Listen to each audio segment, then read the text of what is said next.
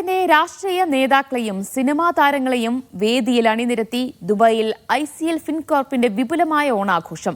പ്രതിപക്ഷ നേതാവ് VD സതീശൻ മുതൽ ലോകയിലൂടെ മലയാളത്തിന് പുതിയ സൂപ്പർ ഹിറ്റ് സമ്മാനിച്ച യുവതാരങ്ങളായ നസ്ലിനും കല്യാണി പ്രിയദർശനും വരെ ആഘോഷത്തിൽ പങ്കെടുക്കാനെത്തി.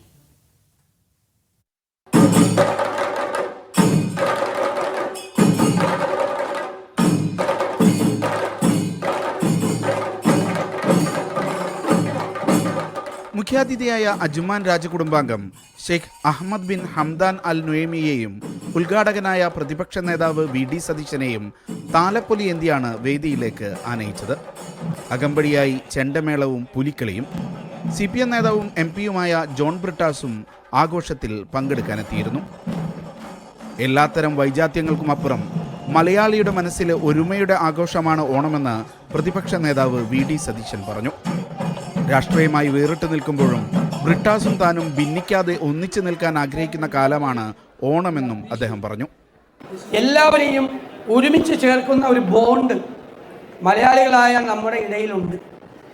അതിനെ നമ്മൾ വിസ്മരിക്കരുത്. എല്ലാത്തിനെയും ഒരുമിച്ച് ചേർക്കുന്നു. എൻ്റെയും ജോൺ ബ്രിട്ടാസിൻ്റെയും ഇടയിലേക്ക് ഞങ്ങളുടെ ഒരു സുഹൃത്ത് കയറി നിന്നപ്പോൾ ഞങ്ങൾ സമ്മതിച്ചില്ല. കാരണം ഇത് ഓണാഘോഷമാണ്. ഞാനും ബ്രിട്ടാസും ചേർന്ന് നിൽക്കൊള്ളുന്നു. കാരണം രാഷ്ട്രീയത്തിനോ മതത്തിനോ ജാതിക്കോ ഒന്നും അദ്ദേഹം വിഭജിക്കാൻ നോക്കിയതല്ല.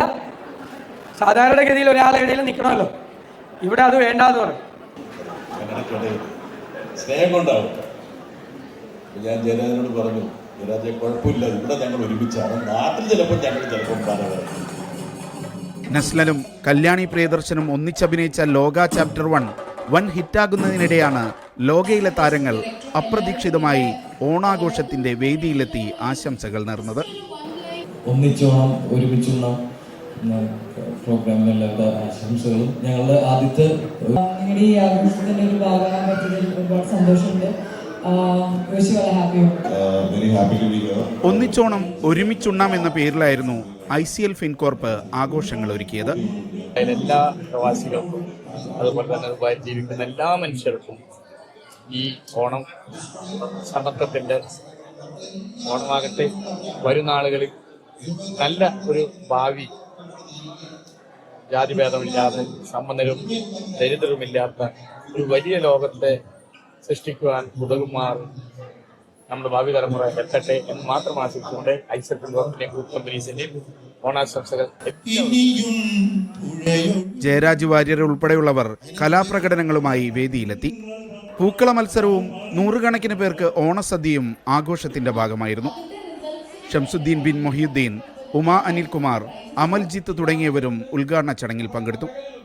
Media 1 Dubai.